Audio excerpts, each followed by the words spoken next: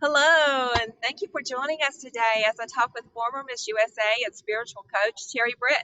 She shares how she got off the hamster wheel of stress and struggle and how you can too when you claim your crown and raise your worthiness quotient. Welcome, Terri. Hey, how are you? I'm doing awesome. How about you? I'm great. Thank you, thank you, thank you, thank you, thank you. I'm excited to be here and to be able to share with your viewers. Yes, I'm excited as well. So do me a favor, type hashtag live and where you live in the comments if you're live with us today. And if you're watching the replay, hashtag replay. So I'm in Dahlonega, Georgia, at the North Georgia mountains. And Terri, I know you live in the mountains as well. Absolutely. I live in Cleveland. We're not too far from each other. No, not so far. And that's, of course, how we met because you were having the class a little over a year ago. And I signed up for your class, which is just a wonderful thing. And I would recommend for anyone.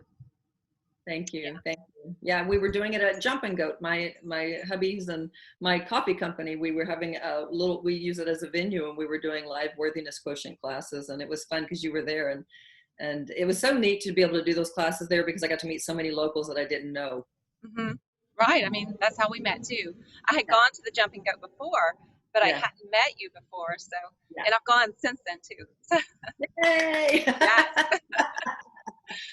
Okay. So now we're going to get started with what our thoughts are today. And I just want you to clear your mind and I want you to imagine, okay, what life would be like if your walls came down and your relationships felt deeply loving and intimate. If you were no longer hard on yourself or the ones you love, and you felt respected, heard, and valued simply for being you. Can you imagine how you'd feel if emotional chaos slipped away and you felt a sense of peace, joy, and fulfillment you've been longing for? And finally, can you imagine how you'd feel if your life was more balanced, prosperous, and fun because you know how to open up and receive all that guidance and abundance and miracles that God and the universe have to offer? There's one secret to having all these things, and it's called the worthiness quotient. So, Terri, can you tell us about that?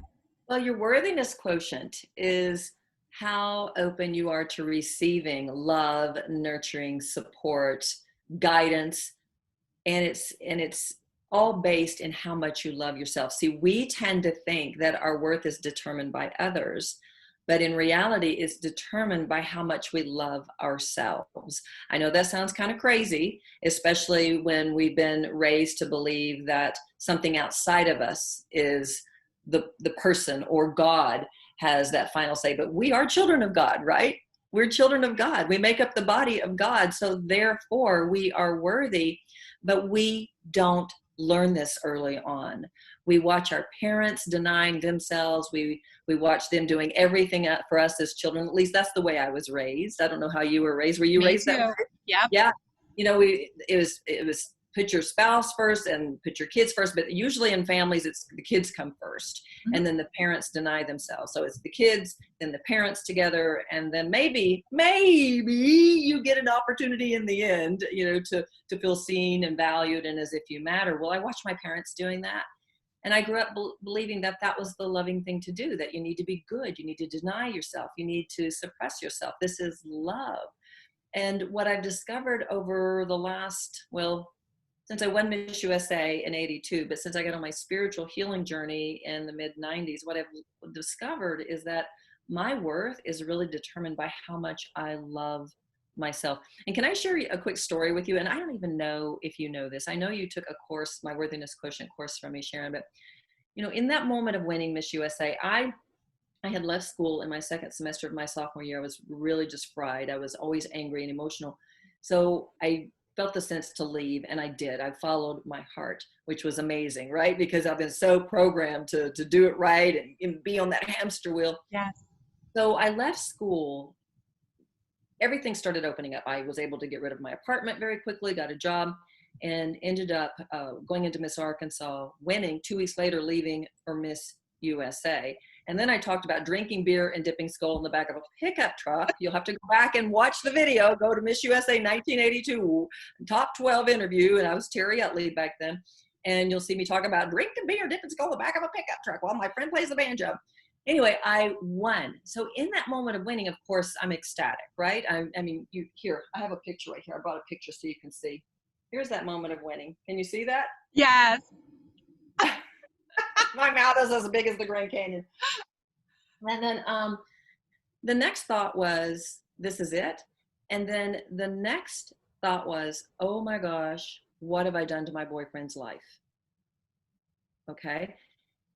I knew that winning Miss USA was going to take me to New York. He was going to be left in Arkansas.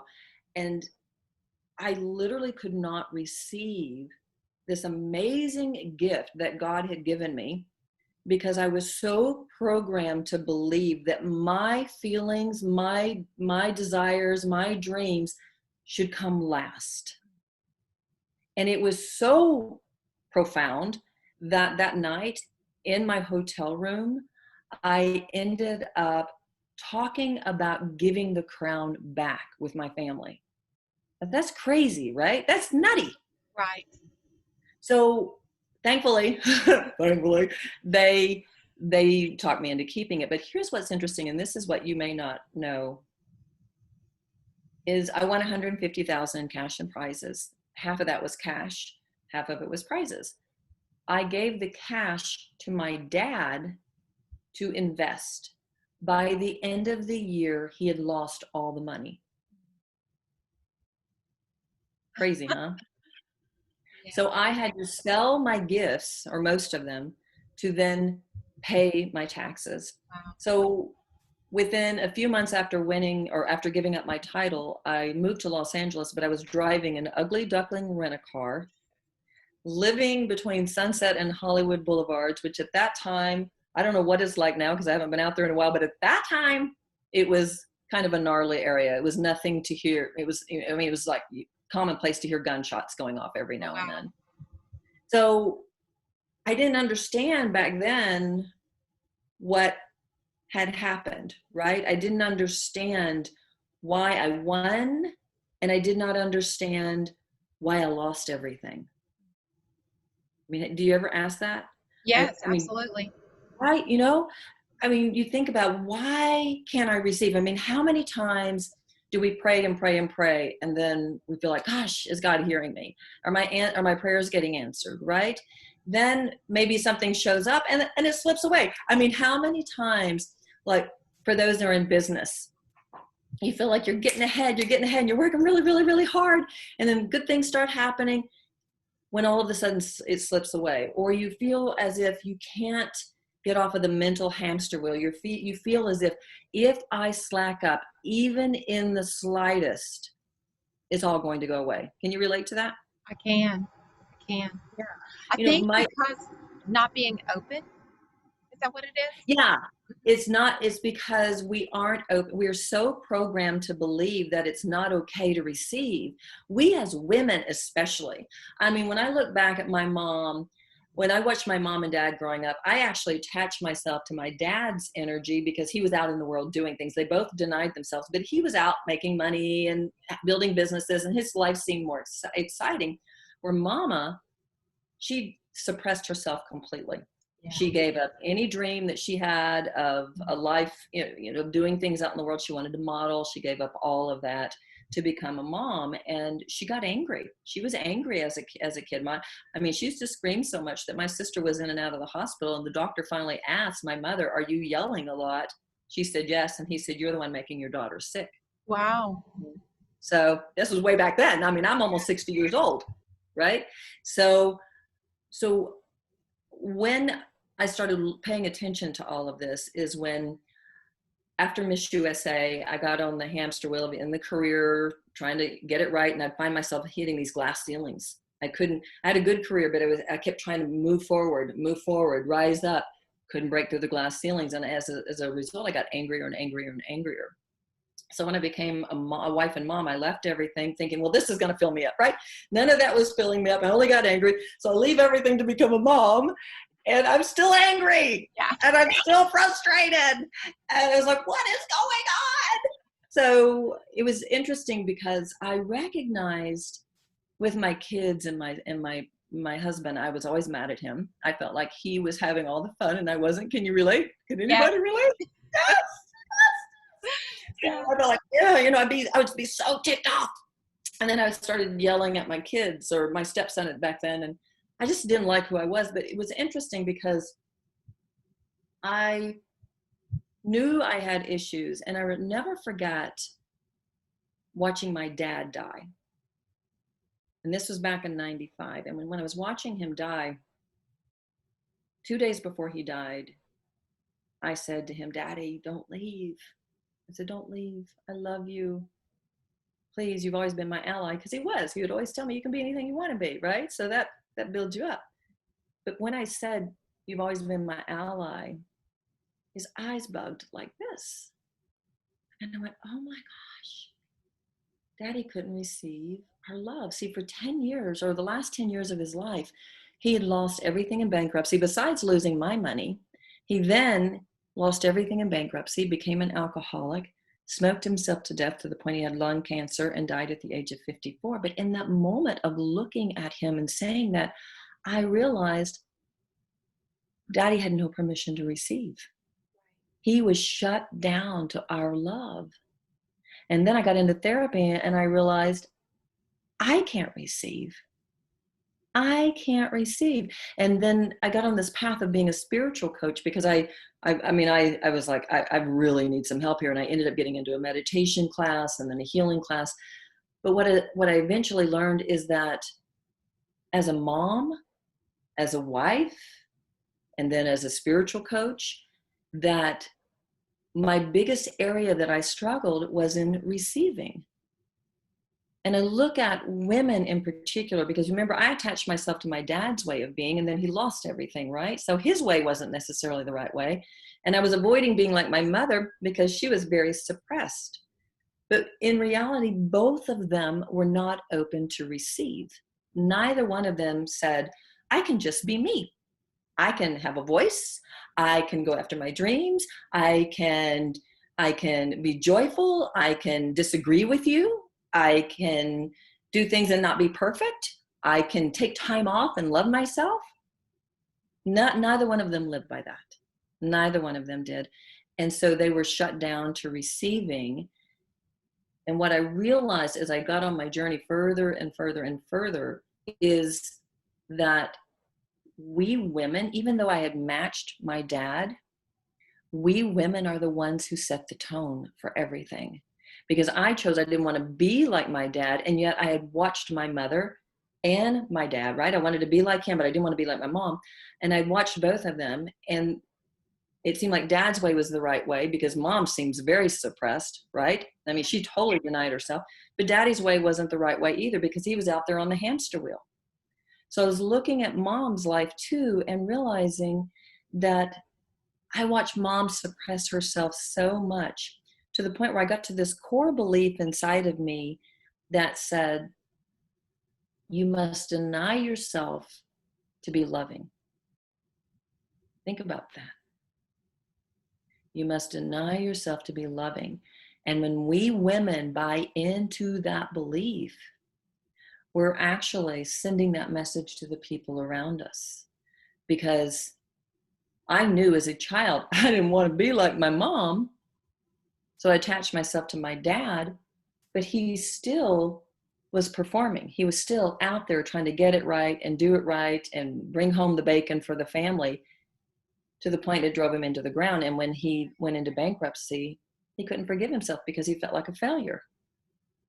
So both of these ways of being were not working. They weren't working. Right. And as I tried my dad's way and then my mama's way, I was still miserable. So it was when I made a shift to really look inside of myself and heal that I started understanding where my anger and my pain and my emotional distress was coming from. And it was because I was performing. I mean, how many of us perform, right? We put, like when I won Miss USA, I was performing in that moment when all I could think about was my boyfriend. I was thinking about what is going to make him happy. I followed him to a college that didn't have a broadcasting department, but I wanted to be in broadcasting. No wonder I was miserable, right? Right. So we do this over and over and over as women, when in reality, we don't realize the pain and the suffering that we're sending out to our loved ones. And I remember the walls that were between my hubby and me. Somebody's coming on board. I'm hearing a ding. Someone's coming in. I remember the walls between my hubby and me, my late husband. We were married for 17 years and then he passed. I remember the walls between us. And when I finally started loving myself, I quit blaming him for my happiness.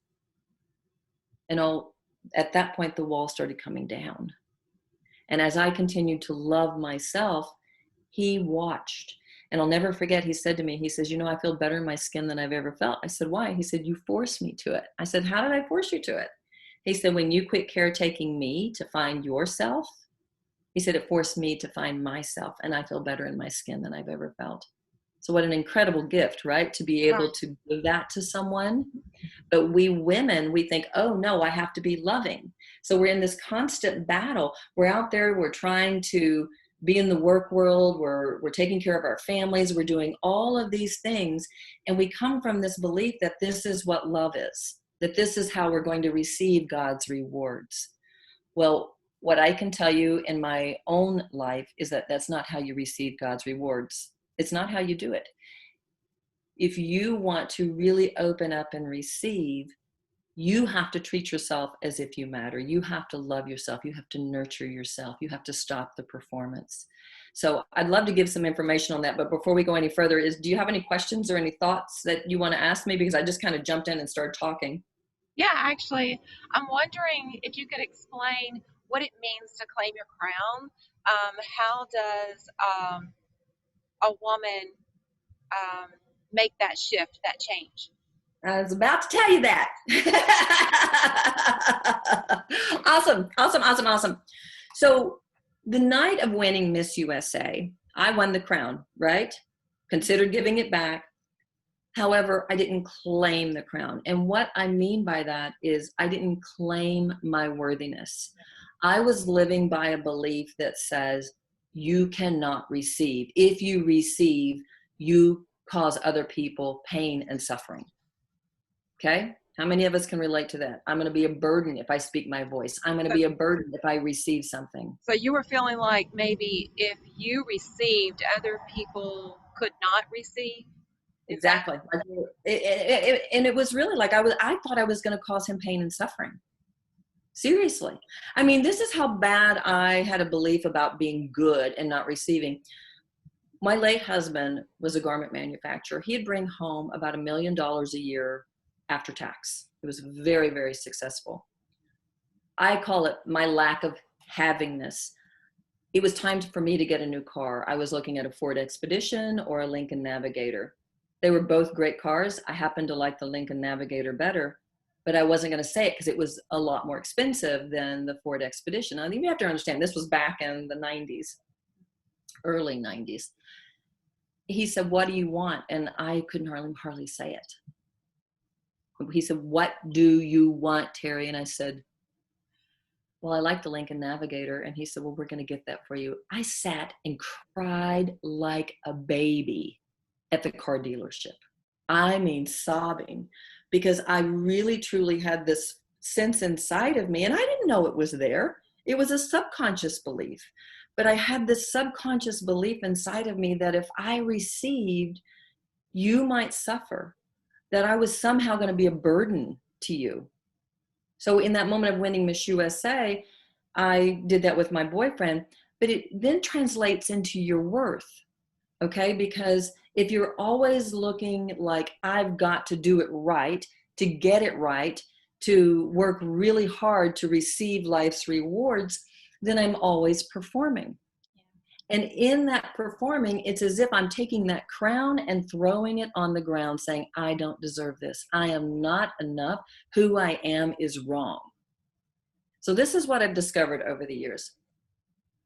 So we all have a worthiness quotient, and your worthiness quotient is how open you are to receiving love, nurturing, and guidance from the people around you, from God. It is based in your vibration. Now that sounds kind of crazy, and we're doing a big transition here. One of the things that I learned when I started on my healing journey was that we are all energy. We are 96% energy. Our subconscious mind runs 95% of our life. So we have beliefs that we don't even know exist. Those beliefs emit, or they cause feelings, okay? Because if you have a belief in your subconscious mind that says, I need to be last, then you're going to have these feelings that feel awful, right? Because that's not true. So you're going to have these feelings that feel like I'm always last. Then you're going to feel awful about it, and you're going to project a vibration. Every thought creates a feeling. Your feelings create a vibration. That vibration is projected out. Whatever vibration you hold is what you're going to attract to you. This is what science now tells us. This is quantum mechanics and quantum physics. Whatever vibration you emit is what you're going to attract to you. So you have to think of God as this beautiful, loving energy that is we're all a part of, right? We make up the body of God. But there's higher vibration and lower vibration energies. It's whatever we want to experience. So if I'm coming from a place that I always have to perform to win your love, what I'm actually doing is I'm coming from a low worthiness quotient, because what I'm saying to the universe, to God, through my energy is, I am not enough. Who I am is a mistake, and there is something wrong with me. And what that does is it causes you to project lower level energies, the two lowest being shame, and the next lowest is guilt. So every time you perform thinking, I have to deny myself, I have to suppress myself, I have to get it right and win at life, you are coming from this low level energy. And so what happens is you're projecting this energy, and then as a result, you're attracting things to you that feel hard. So if you have a belief that I will never get that client, those clients that I want, I'll never get it. It's just so hard. I got to work so hard. If you're coming from belief that says, I have to kill myself before a great client can show up, then that's what's going to keep happening. The universe is going to say, oh, you want to experience lack. Okay, we're going to give you lack, right? So this is what happens when we women deny ourselves and keep performing, trying to look a certain way, be a certain way, trying to win life's rewards. We are coming from a low worthiness quotient. We are saying who I am is not enough, and therefore we are not claiming our crowns. Okay, is that making sense? Yes. So if you want to claim your crown and move into a high worthiness quotient, you move into courage. And it is at the point of courage where we start attracting and bringing positive life force energy to us. And that courage is the courage to go within and heal your subconscious mind of the beliefs that say who you are is not okay. That's huge. Because as a child, our parents, if they were coming from a belief that says you need to perform, you need to get it right, you need to do it right, which so many of us were taught to be good, right? Then what happens in those first 7 years of your life, you're in a theta brainwave. And what that is like being a sponge. So you take on all this information, says, this is how I have to be loved. This is how I have to be to receive life's rewards. And we take on those beliefs. They sit in our subconscious mind. We grow up and we don't understand why life is hard or why we're not receiving God's abundance. And it's because we're living from beliefs that are not the truth. And so we're emitting this vibration that says, oh, life always has to be hard. But when you choose to claim your crown and say, no, I'm going to dive within to look at my beliefs, to heal my beliefs about myself, all the beliefs that I took on as a child, when I go in and I'm going to clear those out. By giving yourself permission to do that, what you're actually doing is you're taking back the power and the authority of your life. You are becoming a woman leader of love. And as you give yourself permission to nurture yourself into alignment with who you are and the way you were created, you move into a high vibration. You now feel as if you're seen, as if you're heard, or as if you matter. And in this state, you feel worthy, so you open up to receive God's abundance. When I left school and went into Miss Arkansas and then Miss USA, I was standing in my truth. That night, a seed was planted. It says, when you follow your heart and stand in your truth, miracles show up. So a miracle showed up, right? It showed up. However, the other belief that was sitting there was, it's not okay to receive. It's not okay to receive. So I was in this conundrum. Yes, Can you see the difference? I do. I think that most women, especially, just go into that constant seesaw of being worthy or not being worthy. And of course, it's all our own thought, but still we Yes. often go back and forth. Yes. And so what I want to impart on everyone today is that when you choose to stop the performance, when you choose to love and nurture yourself and you commit to unconditional love, you're actually putting God first. Think of it as when you move into this high worthiness quotient column, you're aligning with the way you were created. So you're actually saying, I'm putting God first. When we're over here denying ourselves, because most of us have been taught that to put God first is to put ourselves last, then we're always questioning, well, how do I put God first? Because if you're trying to please this person here, well, over here, it might upset this person, right? It becomes this constant battle. You can't win, especially if you have kids. Oh my gosh, well, I'm going to take care of this one, but I'm not, oh, nope, you can't do that. So you have to go to the center. You have to go to the center.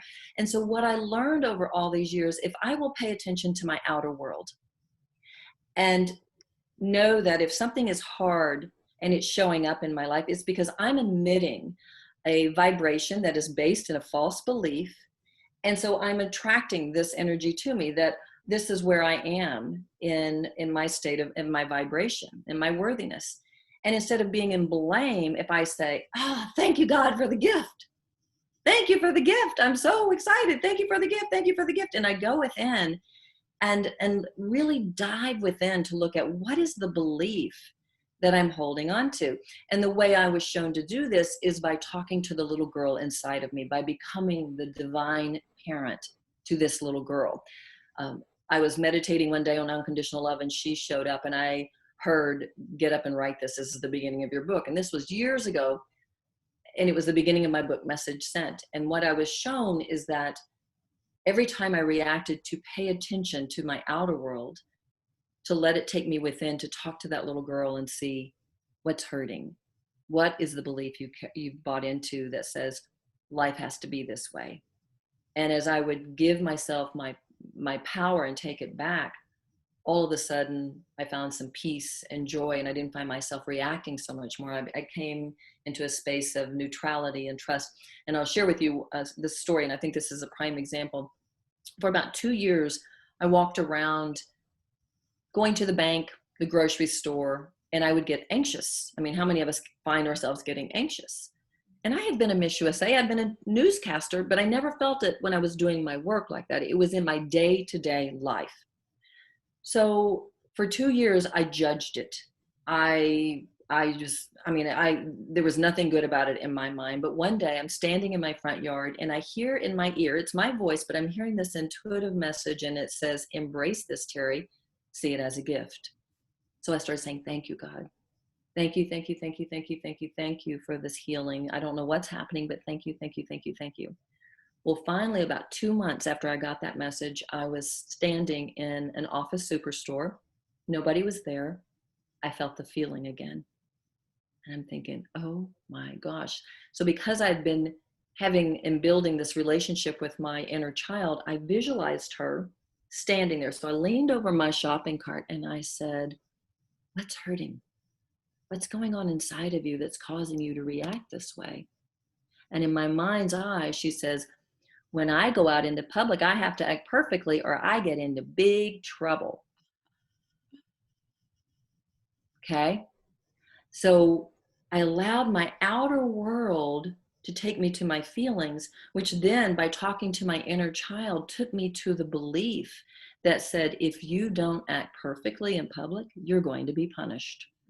Now think about how I wouldn't know that on a conscious level. As an adult, I wouldn't think about, oh, I got to walk around and be perfect. Somebody's going to punish me. Who's going to punish me, right? That's not how it works.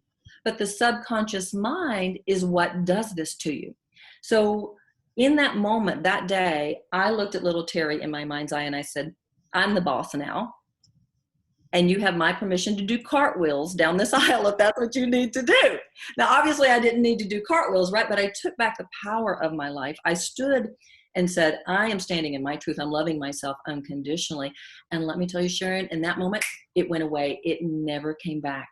I released that charge in my subconscious mind that had been creating havoc in my life for years, especially those last 2 years. But I mean, for years. I mean, think about if you have a subconscious belief that says I have to act perfectly, it's going to suppress your passions.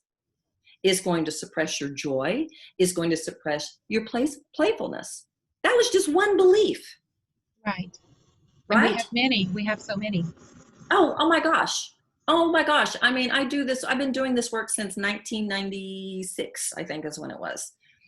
And I still, to this day, am always retrieving the gift. If I am reacting, and luckily I don't have a lot of reactionary stuff anymore. I live in a really great space of peace and joy most of the time now. I mean, I'm human. We have our ups and downs. But as soon as I go there, I'm either able to shift it, or if I can't shift it immediately, I go back and say, okay, God, what are you showing me? What is my outer world showing me about my inner world? I have those moments where I go into big victim mentality and it's like, right? And I'm feeling like, I'm being treated so poorly. And then I immediately do a mind hack and say, nope, I'm emitting a vibration that is drawing this to me. God is showing me how I'm treating myself. And I need to shift this right now. And I can tell you, as soon as I do, miracles show up. And what's so interesting is, like, I want you to think of as a low worthiness quotient as poverty consciousness. Okay. So if you're struggling in your work or you're struggling in your relationships, you have to say, wow, I am in lack, because poverty equals lack, right? Right. When you choose unconditional love and you move into a high worthiness quotient, you're moving into prosperity consciousness. Now, you and I were talking about at the beginning how my hubby and I own this coffee tasting room down here in Cleveland, Georgia. It's called Jumpin' Goat. We have another store in Helen. That store is just a little bitty store. You can't do anything with it. It's 700 square feet. There's nothing you can do. And my husband always wanted to create a destination, so people to come have an experience. Well, a couple of years ago, I had him listen to a meditation on poverty consciousness versus prosperity consciousness. When he got finished, he said, I'm in poverty consciousness. And I said, why? He said, I'm going out after wholesale business and I hate it. He says, I want wholesale business, but I love being at home with you and the dogs, and I love being here with our family. I just don't want to do it anymore. So he stopped. He stopped immediately. Here's the key. He did it without guilt. He just said, I can't do it anymore. And he stopped, because I was encouraging him, honey, follow your heart. That's God speaking to you. He stopped immediately. Wholesale business started flooding in. I mean, just flooding in. It was like, wow. And because he was holding the vibration of, I am worthy, right? He was loving himself without guilt. Because so often we'll do something that we think, oh, this is what I want to do. But then we say, well, I should have done this. Or, So oh my before God. he was actually pushing it away. Yes. So before, when he was doing the things he didn't want to do, he was in poverty consciousness. He was saying, this is what I need to do to have life's rewards, when it was not in his heart. When he got the message, I am in poverty consciousness, I want to be in prosperity consciousness, what does that look like? It means I don't go out after wholesale business anymore. I want wholesale business, but I don't want to have to go solicit it, right? As soon as he made that conscious decision, he got in touch with his heart, he got that conscious decision. And we have so many conversations about when you have that nudge inside of you, that is God speaking to you. This is how we get messages, right? And we disregard it because as a child, we were told, no, everybody else knows better than you do. But God is inside of you. So when he did that, all of a sudden, wholesale business is flooding in. And within a couple of months, this property that is a mile from our house comes up for sale at the base of this mountain that we live on. And 7.5 acres. And he says, oh my gosh, that destination place I've always wanted, this could be it.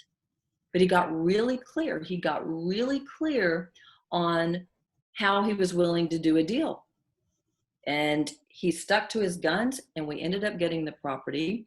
We've won Best Coffee House 2 years in a row that we've been open. our business up right now. I believe he said it's up like 80% since last year. That's crazy, huh? Yes. It's such a beautiful location too. And you've been there. It's Yes, gorgeous. I mean, yes. it's just, it's so serene, and you can do wine and mead and coffee. There's beer, but it's really because we're coffee roasters. And he's a coffee roaster. But the idea here is that what I want you guys to really understand is that when you choose to love yourself without guilt, without judgment, and you go in and you clean up all those beliefs that keep you at a low vibration, you choose prosperity consciousness. You treat yourself as if you matter. You are valuing yourself. You're seeing yourself. You're nurturing yourself. You're doing all these things with that little kid inside of you, connecting. And as you nurture yourself into abundance, you move into this high vibration that says, I'm worthy. And so now your worthiness quotient is high. And because you feel worthy, you're now open. See, most of us, when we don't feel worthy, we are in contraction mode. We're in fear. We're pushing love away. I mean, love is always there. It's always there. The question is are we going to receive it? Right? I had a woman years ago, I was teaching my Enlightened Mom course, which is very similar to my Worthiness Quotient course, but it was specific to moms. And at the end of this live course, we went to the local bookstore sitting on the patio. And I said, okay, let's all get grounded in God's light, which meaning we just meditated and allowed God's light to flood through us. And I said, now you're going to go into the store and you're going to ask God, what do I need to see today? This was an act of trust, right? So the one woman in the class who had struggled through the whole class, I mean, it was negative, negative, negative, negative. And she was always talking bad about her husband and money and all this different stuff.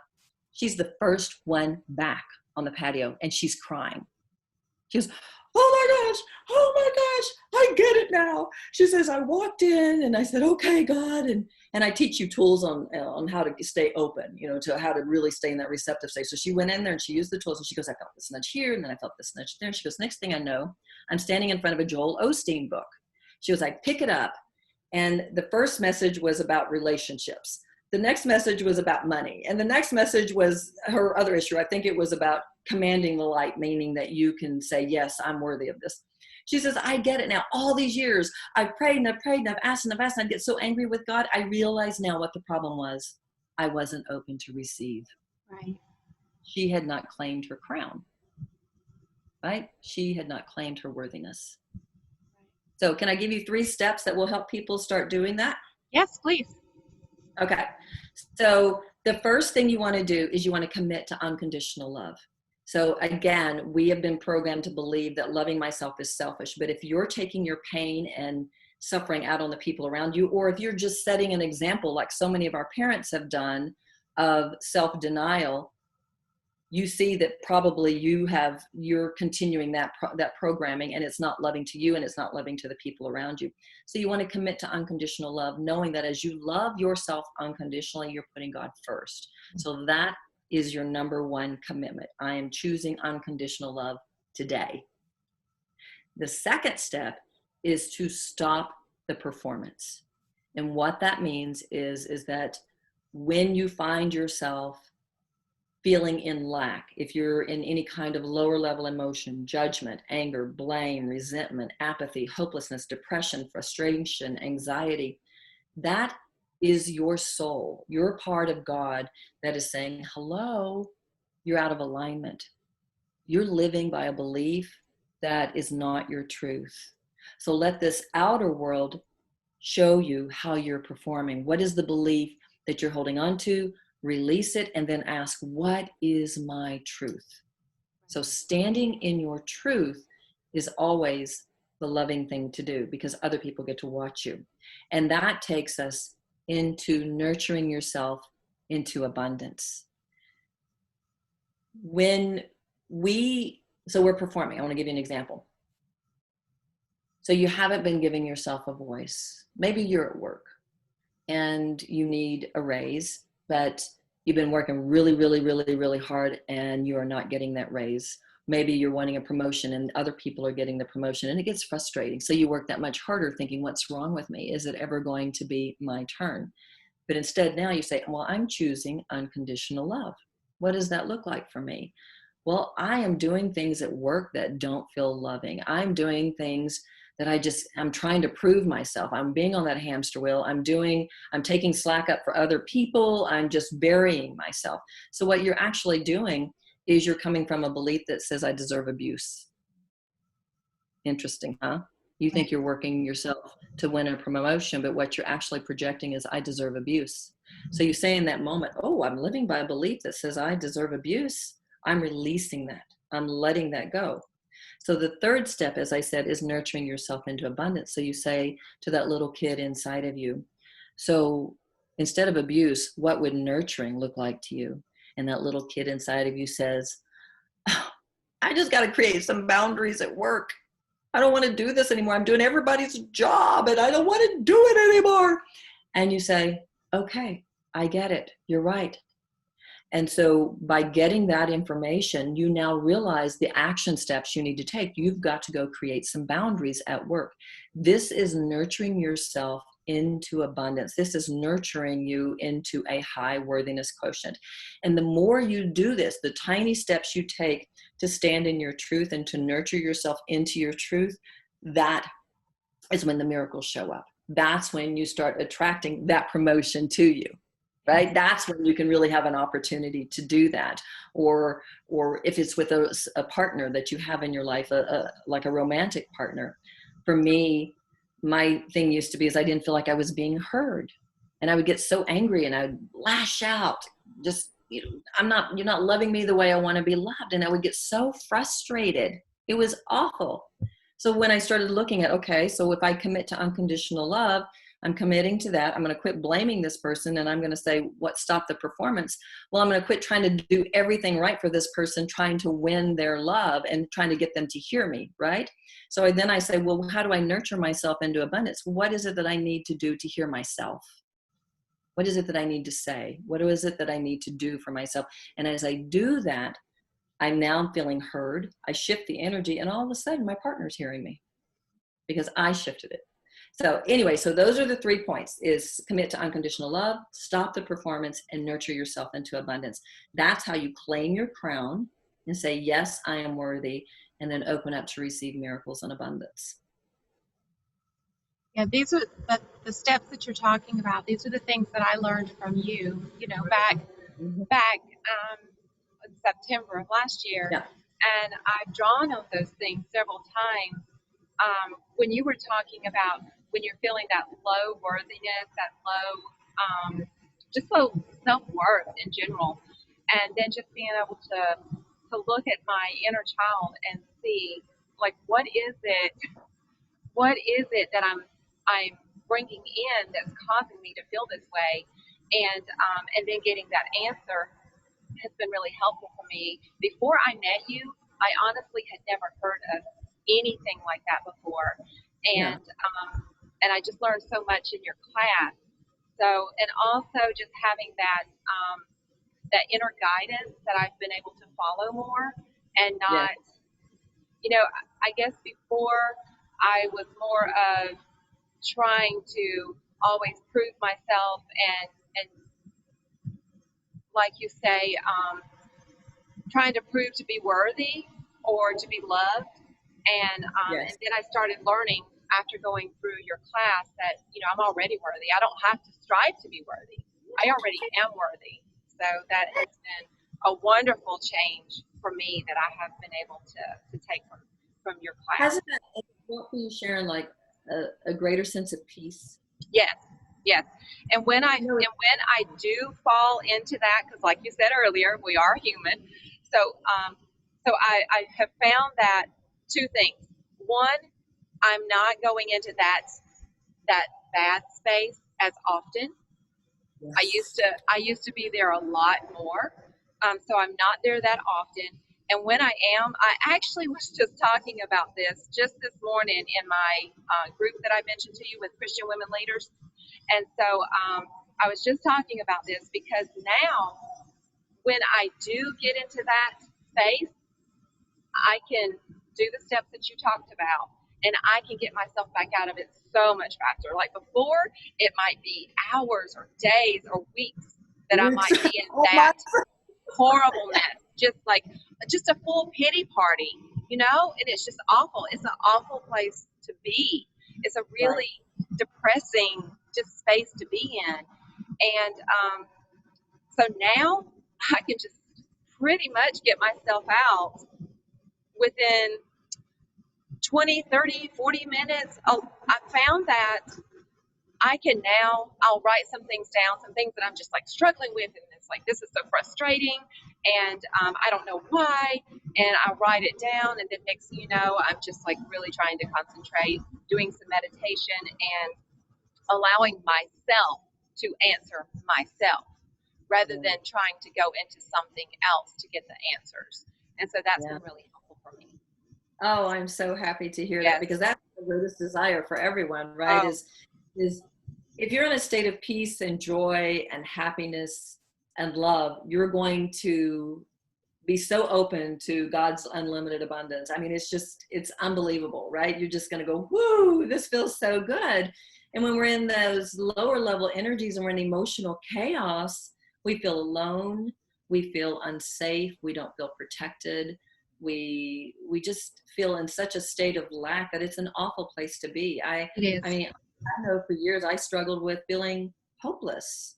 And that's a weird thing. I mean, you'd think with the success of being a former Miss USA and having a husband back then that was worth millions of dollars that I would have felt so abundant on the inside, right? But I didn't. I just felt complete lack. But as I committed to unconditional love and stopping the performance and nurturing myself into abundance, it really has been this miraculous journey. And I could tell you story after story, and you heard in my class, because in my Yes. worthiness courses, I share a lot of those stories and what the shift was. And when I look back at Miss USA and really look back at why I lost the money at the end of the year, it just makes so much sense when you look at your subconscious mind, the thoughts you have, the feelings they create. It's no wonder that all my money went away, right? It's not surprising, because I really did have a belief that it wasn't okay to claim my crown and receive. It wasn't okay to feel like, well, I'm a child of God, I'm worthy. I mean, what's so interesting, I think when we go into religion, we know that we're a child of God, we know we make up the body of Christ, but then we have this belief I'm bad because I'm a sinner, right? And if you have a belief that you're bad, you're going to always be questioning yourself. The sin really is an ancient archery term that just simply means off the mark. And so when we look at off the mark, it means, oh, I'm out of alignment. I'm out of alignment with God. The bullseye is to be in alignment. How do I get there? I choose unconditional love. Right. Right. Cool. Okay, so Terri, I know we've been going on for a little while, but let me go ahead and ask you, like, how can people sign up for your Worthiness program, and how can people find you? Well, first off, you can find me on Facebook at Women Leaders of Love. That's our global community there. And on my website is terribritt.com. I want to give everybody a gift. This is a freebie, and it's going to cover a lot of what we talked about today. It's my Worthiness Quotient Breakthrough Bundle. And in it, I've got the Women Leaders of Love ebook plus 3 guided meditations that go with it, which are very cool. It really makes you look at your life. You can get that for free at terribritt.com/leaders. LEADERS, terribritt.com. That's TERRIBRITT.com/leaders. And then if you want to dive into my Worthiness Quotient course, it is a 6-part series. There are, under each topic, there are 3 deep healing meditations. So there's a total of 18 meditations where we go into the subconscious mind and really clean up the crap.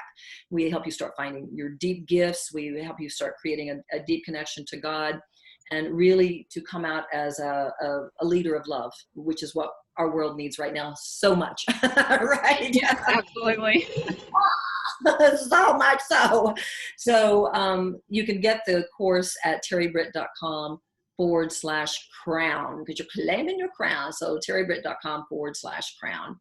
And I think that's everything. I think this bundle is really, really cool. It was completely guided. I started to write it one day and it was like, nope. And then the next day I felt this guidance. I got this guidance to go sit down, and it was written within a week. It's an easy read. It's what I call a toilet bowl read. You can sit and read it sitting on the toilet, but Yeah. you're going to get a lot of information. Okay. So that's terribritt.com/leaders, and the course is terribritt.com/crown. Okay. All right, great. Jennifer, I want to give you an opportunity. If you've got any questions, you can unmute and jump in for a minute. We'll give you the time to do that if you have any questions. It says, I'm seeing Jennifer GA, and it's like, my first thought is, Jennifer Garner? Is Jennifer Garner here?